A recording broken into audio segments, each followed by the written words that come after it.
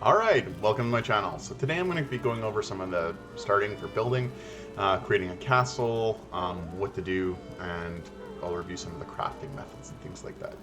So please stick around, let me know what you guys think. Here we go. Alright, so this was my first main base, and here inside is just a few of the things that you need for crafting. So your crafting table, your forge, and I've got all of the attachments here for them. What that means is when you click here and go into crafting, you have to build a chopping block, and then you'll need a tanning rack, and a daze, and then a tool shelf. And that is all of them just for your workbench. Then the next bit is your stone cutter, and then your artisan table, which you get after defeating, I believe, the 4th boss. And then this is the forge, which you need copper for. And that will give you bronze once you add copper and tin together. And these are all of the attachments for it. So like the billows, an anvil, a grinding wheel, which you get the stone sharpening from an enemy later on. And then smith's anvil, the forge cooler, and of course the forge tool rack. So this is the only one that the grinding wheel that you require a special tool. Everything else you'll be able to make on your own.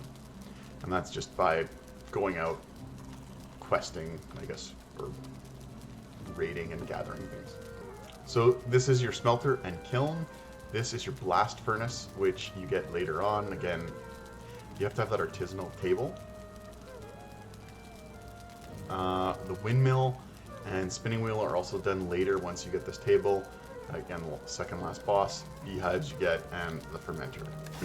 So, coming over here, this requires tin, and it's over a fire. You can actually get 5 of these over one little fire if you want. And then this is what you'll use in order to do all of your crafting for food and things like that. So first off, I'll get a fire going here, and then I'll show you what's required.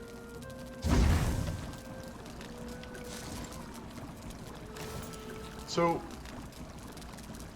these are all of the potions that you're going to need. You can basically make meads. And then what you do once you get these meads completed is you go over to the fermenter and you put it inside, and then you'll get your potions out of it. So, I have everything on another server, so I was very limited on this one, so that's why it doesn't seem as prominent. But your 3 best foods to get are your blood pudding, fish wraps, and a lox meat pie. So if you have those 3 things, you're going to have the highest stamina and health for questing. So those are the 3 pieces you really want. And for that, you're going to need lox meat, flour, cloudberries, which are on the plains, fish, and flour, again, not too. That one's pretty quick and easy. The blood bag you're going to get in the swamp. Thistle you'll find in the black forest and the swamp. And the barley flour, you got to get that from goblins, bases, and things like that. So those are the 3 that you really want, but you need to develop that as you go. So what you'll want to do is store your stuff with food, crafting, and then maybe some of the other crafting materials here that you're going to collect. And just make signs as you go. It's fine wood and coal in order to write on those signs. Now, I'll take you to the other base that I'm making, but I just wanted to show you the wolves. So again, I started with 2 wolves, and all you do is feed them raw meat. So I could just throw some non-cooked meat, and then they'll eat it and keep procreating. But as you can see, I've got a fair amount here, and then they've actually done some of the hunting for me, so I'll just go pick up that stuff. And you'll see we only picked up 1 piece of meat, so whichever one killed it ate one. And we got some more over here. They will protect my base quite well. So what I wanted to do is building another base in the mountains. And I'll show you what that one looks like. But first, I'm just going to throw this uncooked meat over here and feed one of these guys. So once it's thrown, it just kind of sits there. You don't have to be close to them. They'll eventually just wander around and do that. And then if you want, you can bring them with you. So he's just eating it. So now the little yellow heart, he'll follow me, or she'll follow me, either or. They seem to be kind of asexual. as far as you could have 3 wolves with you, and all 3 of them will mate, and eventually all 3 of them will have wolf pups. Okay, so I've shown you a few things around my base, so now what I'm going to do is show you a couple of other things. So on my map, you see I've explored a fair amount here. This took several hours to do. This is the trader, which is really handy to find as early as you can in order to trade in things like rubies. Your gold is for purchasing things. There's also pearls and a few other things. But what I did was I made a base, or a portal I should say, right to him. Now, around the trader you're going to see a shimmering light, and that is a protected area where nothing can come in. So I built right inside of that in order to protect my portal, to make sure that it is there permanently. Now I've accidentally walked through it, so I'll just have to keep going back and show you what I've done inside. Okay, so this is what it looks like. He's got a little fire. You know what? Oh, I haven't got any wood. So here he is, kind of a little dwarf, just kind of standing out there. So he offers a Yule hat, which is useless other than it looks like a snowman. I have it in my other base. This circlet, perpetual light source, honestly, it's kind of useless. It doesn't provide a lot of defense, and you're going to wear your helmet. I wouldn't recommend buying that either. This is really handy because it increases your weight by 150. Definitely get that. The fishing rod is important, as well as bait, because you need bait to catch fish. So I would first buy the belt and the fishing rod and bait. The flesh you don't need until you want to start crafting certain materials or weapons. Now this hammer is the most expensive and the hardest hammer to get. It is really handy, but just watch, like, you're slow. I'm really slow moving. And then when I attack, I will do damage around everybody. It just knocks people back. It does great, especially when you get a large group of enemies coming at you. But other than that, it's really slow, not that useful. I wouldn't worry too much about it.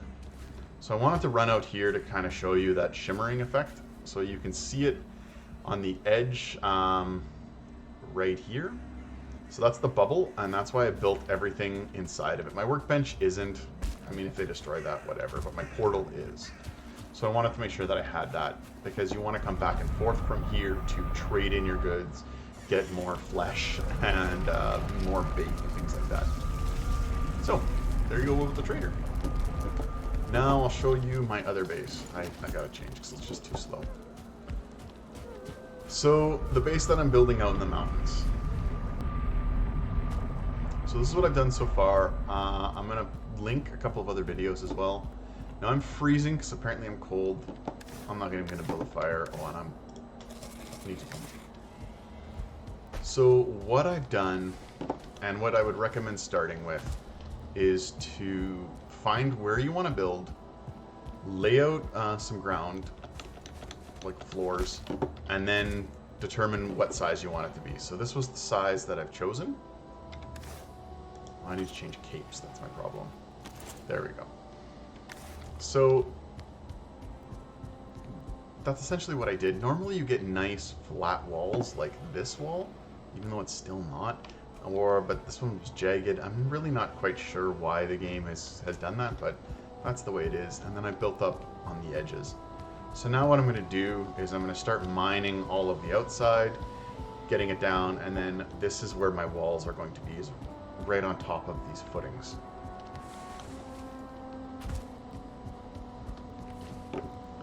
And then I want to build 4 circular pillars around the corners and send them up. But this was the top of the mountain in my first area. And the reason why I chose that is because I wanted to bring my wolves over here with me, to have one castle with all of my stuff inside of it, an exterior wall that will hold all of the wolves on the inside, so if something breaks through, I've still got protection, and then my exterior walls. When you're building your own castle, it is really handy to build and have the ground be your first barrier, primarily so that a lot of the shorter attackers that you're going to get, like skeletons, goblins, anything like that, they're not able to really damage the ground. what they can damage is everything that you build. So you'll end up with some trolls hurling rocks at you that will do damage to some of your walls above. But ultimately your base is going to be able to survive a lot more with using the ground as your first barrier of defense. So I'm going to clear a good portion of this ground going out to here, and then I'll put up another layer, and then I'll clear another section. But that's just to get things started. So from here I will go back and show you how I've done this with some additional videos that I've got set up. So I hope you enjoy. Alright, so now I've covered some of the basics, some of the food to go with the Beth's stamina and health. Next I'll be showing you the large castle that we're building. I'll go over how we've been building that as well. There'll be a quick episode on that one. And then once that's finished, I will then go into some crafting of the weapons and things like that in the next video after that. And then a few down the road, I'm going to start tackling all of the bosses. So how to beat them, what to use, what works best. All right. Thank you. Have a good day.